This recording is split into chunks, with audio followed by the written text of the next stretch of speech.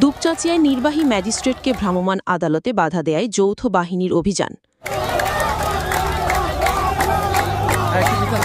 বগুড়ার দুপচাঁচিয়ায় CO office bus stand এলাকায় সরকারি জায়গা অবৈধভাবে দখল করে ব্যবসা করার অভিযোগে অবৈধ দখলমুক্ত করার লক্ষ্যে ভ্রাম্যমাণ আদালত পরিচালনা করতে আসলে সহকারী কমিশনার ভূমি নির্বাহী ম্যাজিস্ট্রেট লিজা আক্তার বিথিকা ব্যবসায়ীরা বাধা দেয়।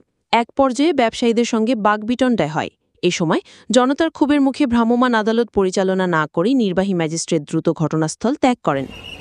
মঙ্গলবার বিকালে ভ্রাম্যমাণ আদালত পরিচালনায় বাধা দেওয়ার পরপরই উপজেলা নির্বাহী অফিসার ও নির্বাহী ম্যাজিস্ট্রেট শাহরুখ খান ও সহকারী কমিশনার ভূমি লিজা আক্তার বিকির নেতৃত্বে যৌথ বাহিনী অভিযান পরিচালনা করে অবৈধভাবে ব্যবসা করার সরঞ্জামাদি জব্দ করে নিয়ে যায়।